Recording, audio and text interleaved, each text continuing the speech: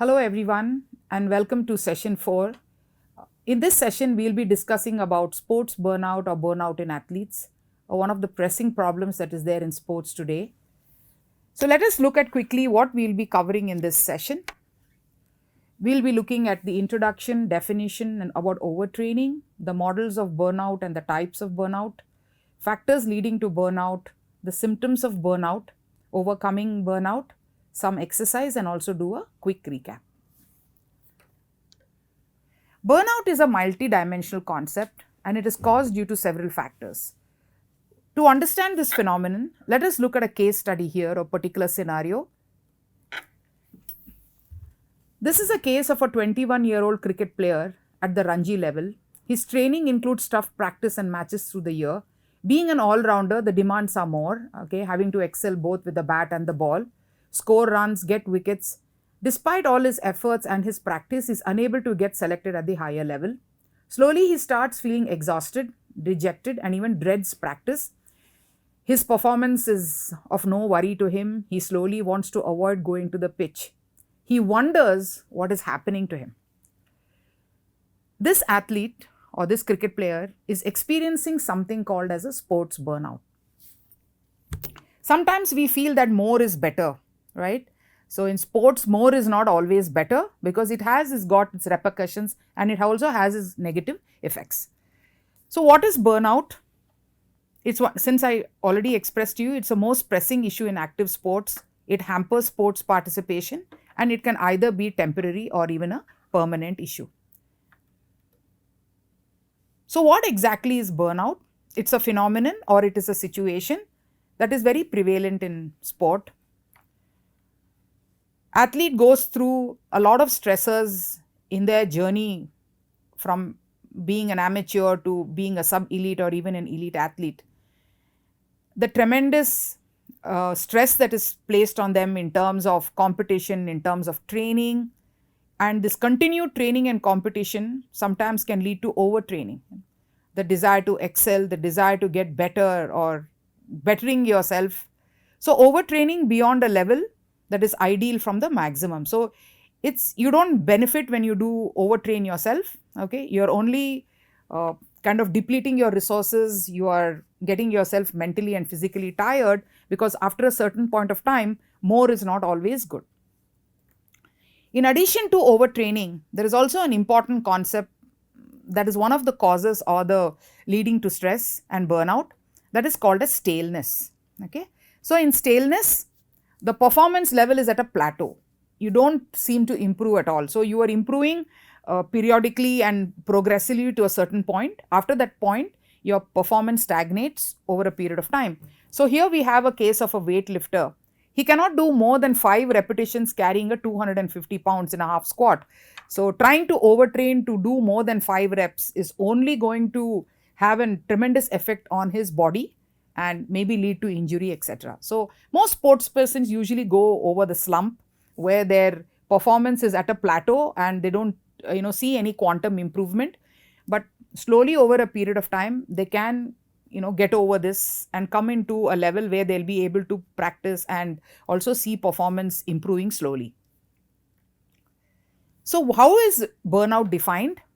Raddick said that burnout is a psychological syndrome involving 3 concepts: emotional and physical exhaustion, reduced sense of accomplishment, and sports devaluation. So if you look at the case of that 21-year-old Ranji player, he was emotionally and physically exhausted because he was putting in so much of effort and putting in so much of practice. He had a reduced sense of accomplishment because he was dissatisfied. He was dejected that he couldn't move on to the next level. So he didn't care about his about his performance after a certain period of time, and also sports devaluation because he doesn't want to go to the practice. So the sport or the cricket that he is doing is not in any way of prime importance to him. So let us look at what each of these characteristics or dimensions of burnout are actually. So first one we have is the emotional and physical exhaustion that is caused due to intense training and competition. And a player or a sports person dreads doing an activity that they loved before. They are so emotionally exhausted that they don't even want to go to the training ground. Then you have the reduced sense of accomplishment.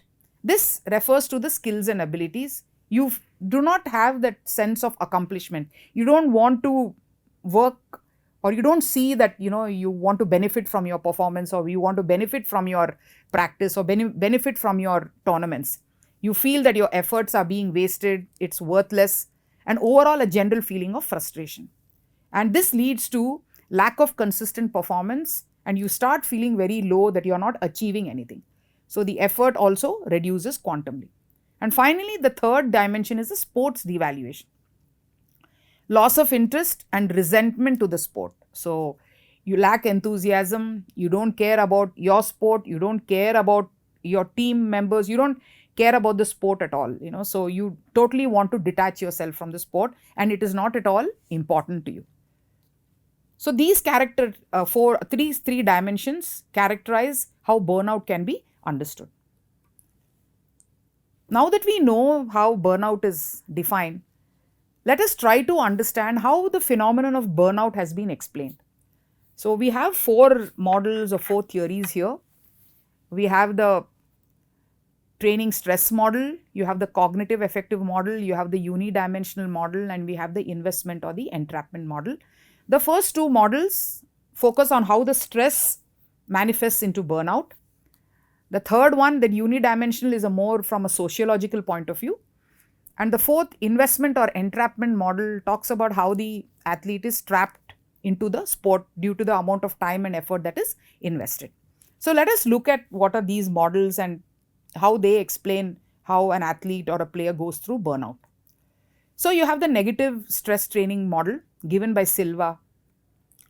So he explains that burnout is more related to physical training. So when you train hard, it affects you both physically and psychologically, but the training has got both positive as well as negative effects. So if you are an athlete where you are able to adapt and have a positive outlook towards your training, then you gain from your training, right? You hone your skills, you improve yourself, and you're gradually progressing. But if you view the training to be negative, or if you think that it is, you're not able to deal with it, then there is something called as a negative adaptation. And slowly over a period of time, the demand is more than what you can give, and it can lead to staleness where you have a stagnation in performance. And slowly, if you're not able to recover from the staleness period, it can eventually lead to athlete burnout. The cognitive affective model given by Smith uses 4 key components, and this is very interesting the way they explain about how burnout can happen. So in the first phase, you have the situation. So you have an athlete or a player faced with a situation where he or she needs to train more because there's a pressure to win, and that leads to excessive training and having to spend more number of hours on the court or in the grounds. Once this happens, the player appraises the situation, like, can they deal with it? So in situations where a player cannot deal with it, it's kind of a threat to them. They feel that they are overloaded, they have a lack of control over the training, and this in turn affects them physiologically or bodily. So once they sense that the situation is harmful or threatening, they start having anxiety, they have tension, they have insomnia, they cannot sleep, some depressive factors, and also a deep sense of fatigue. This in turn, when you experience anxiety, tension, depression, fatigue, etc., you can imagine what the behavior would be, right, towards that particular demand.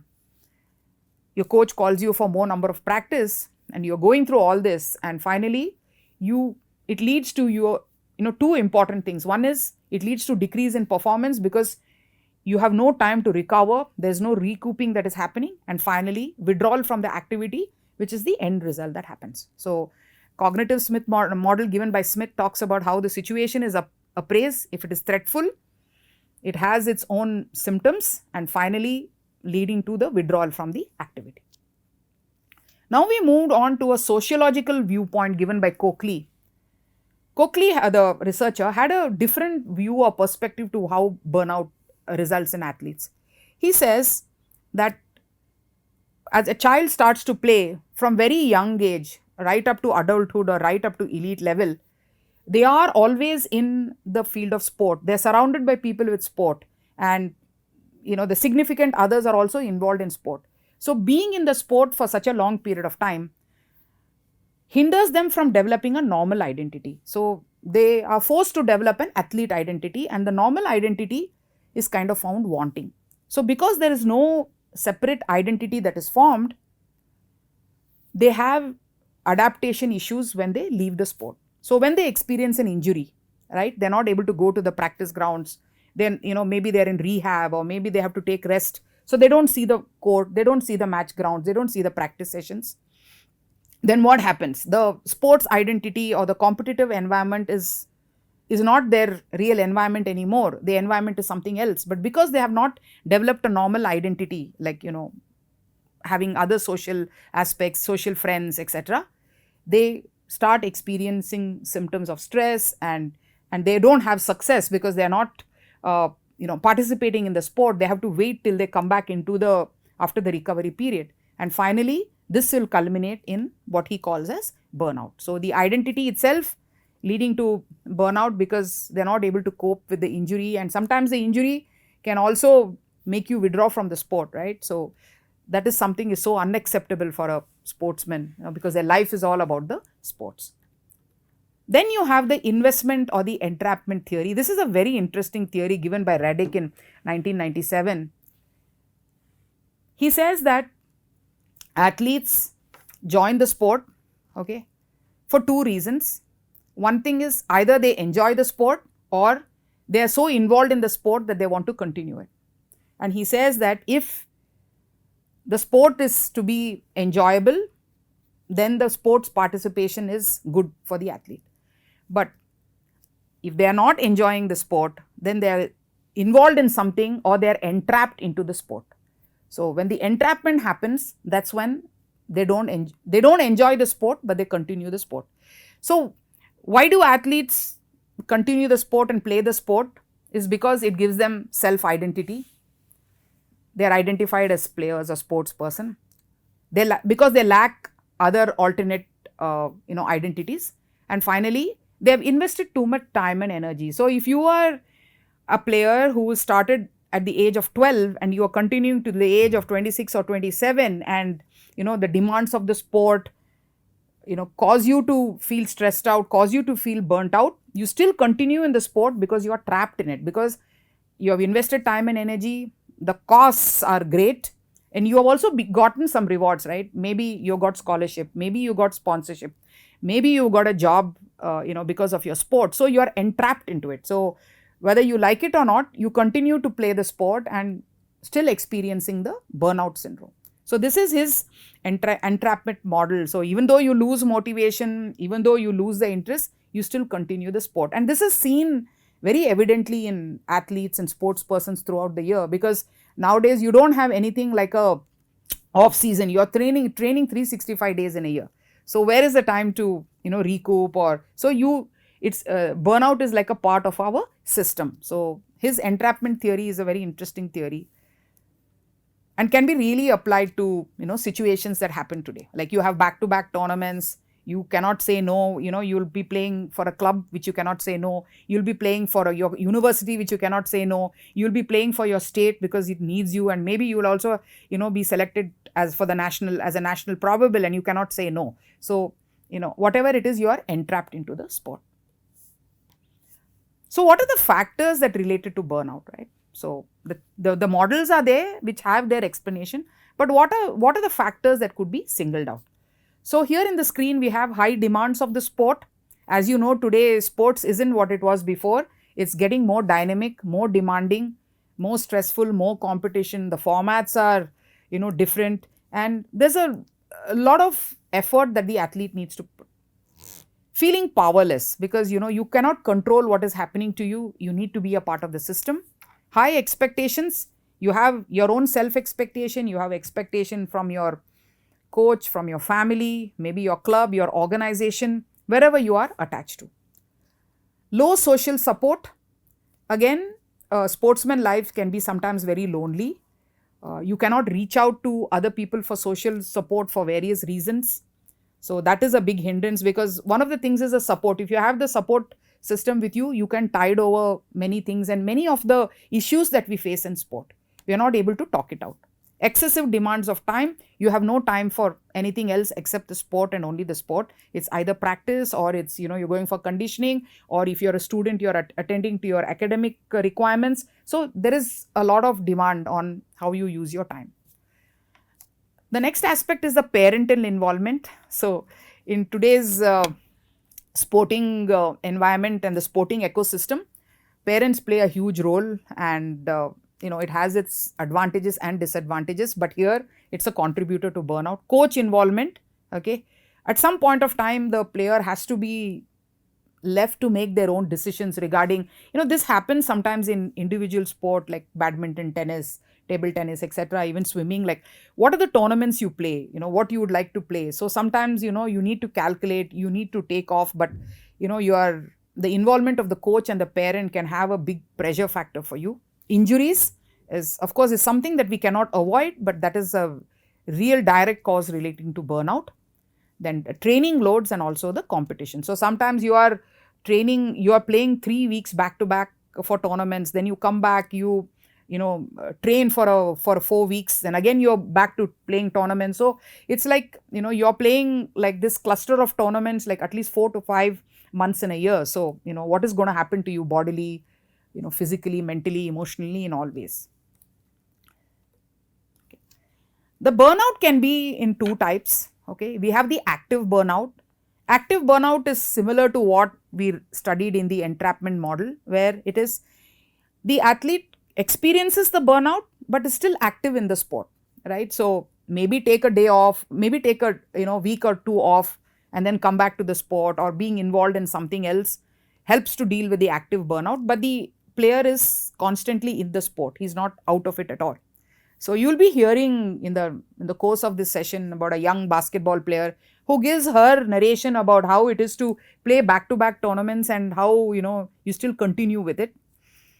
The second aspect directly leading is the withdrawal from the sport, where you stop the sport, you don't want to continue, and you're totally out of it. It's out of your system. So these are the two types of burnout that tend to be exhibited in sport. What are the psychological symptoms of burnout? The psychological symptoms of burnout can be seen here on the screen. Firstly is you have the low self-esteem, right? Self-esteem is basically how you view yourself. What do you think about yourself? How do you hold yourself in your own standard? So if you are feeling burnt out, then your esteem is going to drop, okay? And then you feel exhausted physically, mentally, and emotionally. You have mood disturbances, you're happy, you're not happy, you are go through all that irritation and different types of mood swings that happen. You have impersonal feelings. So the sport that you loved, the team members whom you loved, now are impersonal to you. Like, it's the thing, it's a thing to you. So it's no more like it's mine, it's my sport. So you start feeling impersonal. You are unable to handle any kind of stress, even if the smallest of stress kind of triggers you. And the final aspect is the withdrawal, where you tend to withdraw from the sport. Let us look at the physiological symptoms. There are a whole host of them. On the screen are a few of them. Firstly is your heart rate that increases because of the stress that you feel every time you think about the sport and you're not able to go back, and the different reasons which led to the situation in which you are. You have muscle soreness and muscle fatigue. You have loss of sleep, or also what is called as insomnia. You have increased respiratory infections. Then you have an issue with your body weight because it decreases, and also your appetite also decreases. So the physiological symptoms have an effect on the psychological, and the psychological can also have an effect on the physiological symptoms. So both work in tandem to create feelings of wanting to leave the sport and stay away from the sport. So this comes to the question of how do we deal with burnout, right? We all know that it's a prevailing issue, it's a phenomenon, it's transitory in nature for most part. People are able to come out of it, take a break for about a week or two or even a month, do some things exciting, stay away from the sport. So remember that, when you're dealing with burnout, that activity or the sport that you once loved is no more loved by you, right? So how do you deal with it? So the first concept, very, very important, is self awareness. Important for a player or athlete to understand or be aware that something is happening to him or her, right? They recognize that there is something that is not normal, something that is happening which is making them move away from the sporting activity. Then you have the communication part, right? You have to communicate with coaches, with parents, even with peers, or good friends of yours. You communicate to them so that you are able to voice out what is happening, so you're getting it out of your system, and maybe the inputs that are given by them may make you overcome this feeling at the very first cut, right? Rather than it being getting more profound at the very basic level or the low level of burnout, you may be able to overcome it. After doing this, you can also looking at taking time off. So please remember, in sports, too much is not the mantra, right? How optimal you train is the mantra. So take time off from your practice, rest and relax. Being a sports person myself, and having children who play the sport, I totally resonate with this, that you were always thinking about practice. You want the child or the player tells you, I want to take a day off. You're like, no, you'll miss your practice session, or we are paid for your practice. So feel free to take off from the practice session and rest. And then you could use a lot of relaxation strategies. Nowadays, yoga is inbuilt into the sporting ecosystem. Any academy that you train have yoga trainers, and there you have a yoga coach to help you out. So yoga could be exercised.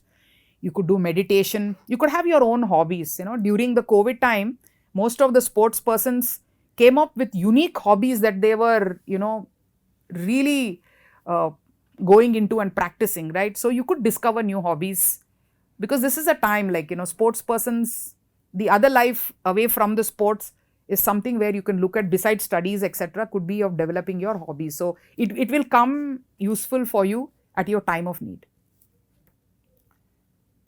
Here we hear in this table what coaches and players can do to deal with burnout. Okay. So if you are a coach and you identify a player or players who are dealing with this emotional and physical exhaustion, or dealing with sports devaluation or loss of personal accomplishment, you see some kind of a change in the player, it's a trigger that the coach has to start doing things. So instead of waiting for the last minute to work on athletes, it's better to implement like a prevention strategy, okay, before you can actually work on these people who are having burnout symptoms. You can make participation and training fun. Okay, incorporate fun activities. You can do a lot of cross training. I think most coaches do that these days. Okay, do a lot of cross training. Encourage and support and avoid pressure. So everybody wants to win. You're a coach, you want to feel the best team, you want your team to win. You are a coach with the individual player, you have worked with the player, you want the player to win. So winning is a habit, but it doesn't happen to everybody, and that should not be the criteria for which we work on.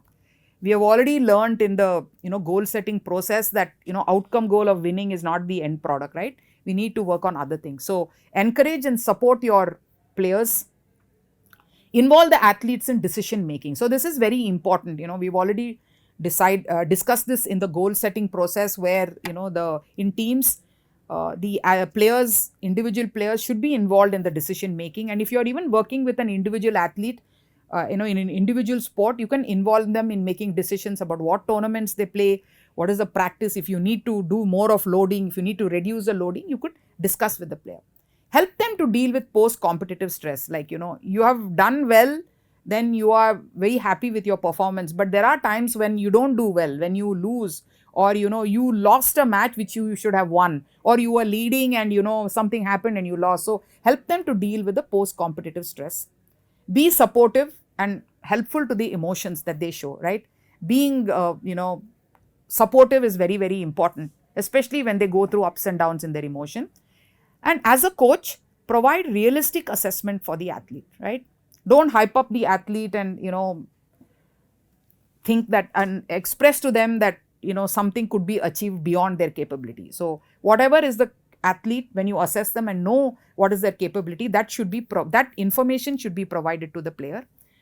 As usual, go out for team meetings and team outings, because that is where you bond, and that's the way you get to know one another. And also the players can see the other side of the coach, and the coach can also see the other side of the player, because players have a lot of hidden talents that are there.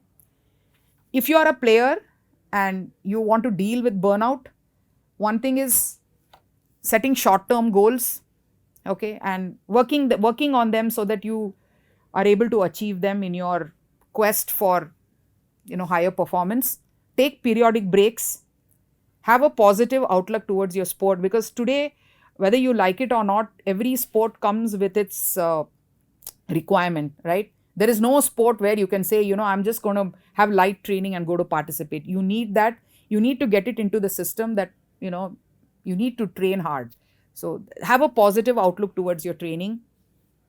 Learn self regulation skills. So during the course of this program, we have already taught you two self regulation skills. One is goal setting and the other one is imagery. So using them when you need to use them, like understanding when this particular skill could be applied, and having realistic expectations from yourself, right? Not putting yourself too high on a pedestal, so you don't see yourself going there. Be realistic and know what you can expect. Real time expectation about where you can see yourself going. We will hear a video from Niharika. Hello all, my name is Niharika She's Reddy. a basketball I'm a player. basketball player and I've represented Karnataka at the national and international level as well. I experience burnout when I play back-to-back tournaments. Sports persons have a very busy competition schedule. They play back-to-back tournaments and don't get much of a break. I was mentally and physically exhausted while playing back-to-back tournaments, as I did not have much of a break in between the tournaments. I started feeling weak and I was not able to recover properly. However, I was able to find a few ways to cope with it. I would often listen to music and bake, which is very relaxing. I would also talk to my parents about what I'm going through, and they would help me by talking it out with me and advising me by what I should do. During this time, there will be ups and downs in a sports person's performance, and this may affect their passion for the game. However, they should remember their love for the game and work towards where they think they are going wrong. They should also try and excel in their respective fields. I often like to listen to my favorite music playlist, which ensures that I'm calm and relaxed. I also like to initiate positive self talk. Another thing that I like to do is visualize what I'm going to be doing during the game. I hope this helps. Thank you. So that was Niharika Reddy, and giving her inputs about how she deals with the pressures of competition and tournaments. Now we have a small exercise to break the monotony of the session. So name the 3 dimensions of burnout. That's your first question. The second question is, the DASH model says that sports prevents players from developing other identities. The third question, the 2 types of burnout are dash and dash. So you have your answers here on the screen. So the first question is the dimensions: emotional and physical exhaustion, reduced sense of accomplishment, and sports devaluation. The unidimensional theory tells us that either sports prevents us from developing other sports identities, and the 2 types of burnout are active and the total withdrawal. So here on your screen, we have an interesting research study that was done on a group of tennis players. And based upon that, the following recommendations have been given to players, parents, and coaches. What can be done to avoid burnout? So, at the player level, we need to balance sports and other things, relax and take time off occasionally. As a coach, need to understand players' feelings and the perspective. Personal involvement with the player, knowing the person well enough or knowing the player well enough. I've had situations and cases where the coach doesn't even know anything about the player's parents. He doesn't know the birthday of the player. So you have to have some kind of a person involvement, two-way communication with the player. Not resort to a carrot and stick, but be more communicative. Listen to what the player has to say, because today's players are very intelligent and very smart, and they have access to a lot of information, so they can offer a lot of useful information when you discuss with them regarding their sport. And as a parent, this is very interesting. Reduce importance on winning. Okay. And reduce the amount of pushing. Stop pushing your child to their limits. Don't coach if not the coach, right? So reading from the internet, or trying to learn certain things and trying to be a coach for your child will not help, because it will be a conflict with what the coach is trying to teach your child. And then lessen your involvement in your child's sport. So be supportive, but stay away from and not be too involved. So this is very interesting recommendations given by the researchers to players, coaches, and parents. So finally, we come to the end of this session, and before we end, we have the customary recap. So what did we do here in this session on burnout? We understood what is burnout. We looked at the definition of burnout involving 3 dimensions. We studied the models of burnout. We understood from where, how burnout develops, or how burnout is the ultimate factor. Then we also looked at how we can deal with burnout, right? Different ways that we can deal with burnout. These are the recommended ways, but athletes and players can have their own ways of dealing with burnout. And the more you work with it, the more you will be able to come out of this situation.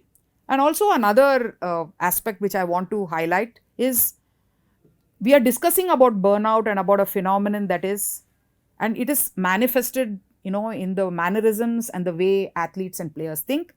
But burnout can also be measured.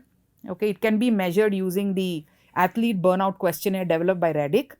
It's a 15-item questionnaire, and when you answer the questionnaire, it tells you how you rate yourself on all these 3 dimensions, and you can understand which area you are found to be being more prone to the burnout concept. So with this, we'll be ending this session on burnout, and we'll be meeting again in the next session, where we'll be looking at coach burnout and also talking to a coach. Thank you so much.